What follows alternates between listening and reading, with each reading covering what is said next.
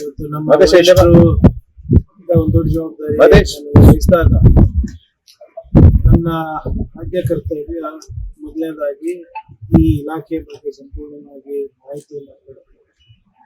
ಮತ್ತೆ ಮುಂದೆ ಪರಮೇಶ್ವರ್ ಸಾಹೇಬ್ ಏನೇನು ಅಭಿವೃದ್ಧಿ ಕಾರ್ಯ ಇರ್ಬೋದು ಅಥವಾ ವಿನೂತನವಾದಂಥ ಕಾರ್ಯಕ್ರಮಗಳು ಮುಂದುವರಿಸಬೇಕು ಇದ್ರ ಬಗ್ಗೆ ಮಾಹಿತಿ ಇವತ್ತು ಒಂದು ವಾರ ದಿನ ಈ ಇಲಾಖೆಯನ್ನ ಆಳುವಾಗ ತಿಳ್ಕೊಳಕ್ಕೆ ಬೇಕಾಗ್ತದೆ. ಅಂದ್ರೆ ಇವತ್ತು ಬರೇ ಬೆಂಗಳೂರು ನಮ್ಮ ಅಧಿಕಾರಿಗಳಿಗೆ ಮಾತ್ರ ಭೇಟಿಯಾಗಿ ಬಹಳ ದೊಡ್ಡ ವಲಯ ಬಹಳ ಸ್ಪಷ್ಟವಾಗಿ ನಮ್ಮ ಡ್ರಗ್ಸ್ ಬಗ್ಗೆ ಇರ್ಬೋದು, ಮತ್ತೆ ಮಹಿಳೆಯರ ಸುರಕ್ಷತೆ ಬಗ್ಗೆ ಇರ್ಬೋದು, ಮತ್ತು ವಿಶೇಷವಾಗಿ ನಮ್ಮ ಟ್ರಾಫಿಕ್ ಸಮಸ್ಯೆ ಅದ್ರ ಬಗ್ಗೆ ಮಾಹಿತಿನೂ ಕೊಡ್ತಿದ್ವಿ, ಕೆಲವು ಸಲಹೆ ಕೂಡ ಕೊಟ್ಟಿದ್ವಿ.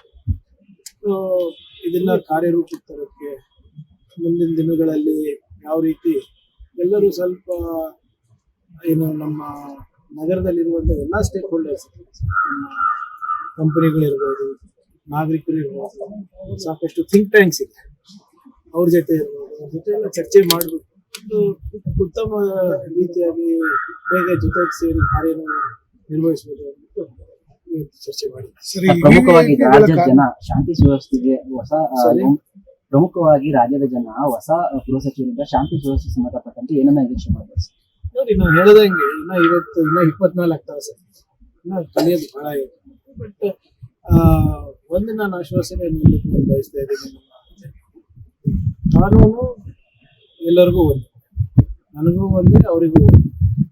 ಯಾರೇ ಇದ್ರೂ ಕೂಡ ಕಾನೂನಿನ ಚೌಕಟ್ಟಿನಲ್ಲಿ, ಸಂವಿಧಾನದ ಚೌಕಟ್ಟಿನಲ್ಲಿ ತೊಂದರೆ ಆಗುತ್ತೆ. ಅದನ್ನ ಮೀರು ಮಾಡಿದ್ರೆ ನಾವು ಕ್ರಮ ತಗೊಳ್ಳೇಬೇಕು. ಅದರಿಂದ ಹಂತಕ್ಕೆ ಹೋಗಲ್ಲ ಅಂತ ನಾನು ಭಾವಿಸ್ತೇನೆ. ಸರ್, ಸೋಷಿಯಲ್ ಮೀಡಿಯಾಗಳ ಕಾನೂನು ಓದುವಂತ ಸಂದರ್ಭದಲ್ಲಿ ಪೊಲೀಸರು ತುಂಬಾ ಹೊತ್ತು ವಾಹನಗಳನ್ನು ನಿಲ್ಲಿಸಿ ಸಮಸ್ಯೆ ಮಾಡ್ತಿದ್ದಾರೆ ಅಂತೇಳಿ ಒಂದಷ್ಟು ಆಕ್ರೋಶ ವ್ಯಕ್ತವಾಗ್ತದೆ. ಸರ್, ಅದನ್ನ ಸಮಸ್ಯೆ ನೋಡೋಣ ಅದೇನಿದೆ ಅಂತ. ನಾನು ಬಗ್ಗೆ ಚರ್ಚೆ ಮಾಡಿದೆ.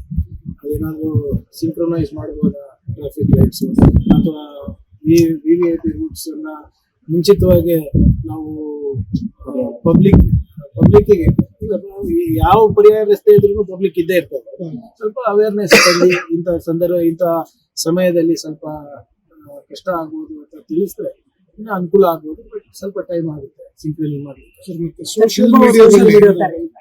ಸೋಷಿಯಲ್ ಮೀಡಿಯಾದಲ್ಲಿ ಸುಳ್ಳು ಸುದ್ದಿಗಳನ್ನು ಅದನ್ನ ನಾವು ನೋಡಿ ಈಗಾಗಲೇ ಇನ್ಫಾರ್ಮೇಶನ್ ಡಿಸಾರ್ಡರ್ ಟ್ರ್ಯಾಕಿಂಗ್ ಯೂನಿಟ್ ಅನ್ನ ನಾವು ಮಾಡಿದ್ವಿ ಪ್ರಾಯೋಗಿಕವಾಗಿ 1 ವರ್ಷ ಆಗಿ. ಅದು ಬಹುಶಃ ಮುಂದಿನ ವಾರ ಒಂದು ಸಂಪೂರ್ಣವಾದಂತ ಪರಿಶೀಲನೆ ಸಭೆ ಇಟ್ಕೊಂಡೆ.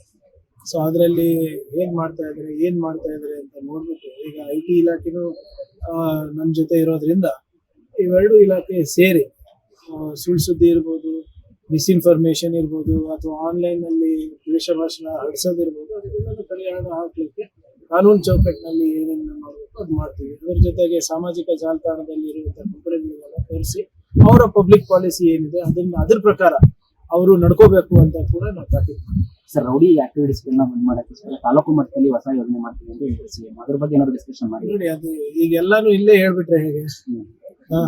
ಏನೇ ಇದ್ರು ನೀಲಿ ನಕ್ಷೆ ತಯಾರಾಗಿ ನಿಮ್ಮ ಮುಂದೆ ಬರ್ತೀವಿ. ಇನ್ನೇ ಬಂದು ಕ್ಯಾಮ್ರಾ ಮುಂದೆ ಇಲ್ಲಿ ಸರ್ ಡಿಪಾರ್ಟ್ಮೆಂಟ್ ಏನ್ ಮಾಡ್ತಾ ಇದೆ, ಸರ್ಕಾರ ಏನ್ ಮಾಡ್ತಾ ಇದೆ ಅಂತ ಅವರಿಗೆ ಹೇಳ್ಕೊಡೋದಲ್ಲ. ಯಾರು ಕಾನೂನು ವಿರುದ್ಧವಾಗಿ ಚಟುವಟಿಕೆ ನಡೆಸ್ತಾರೆ, blue print and will come before.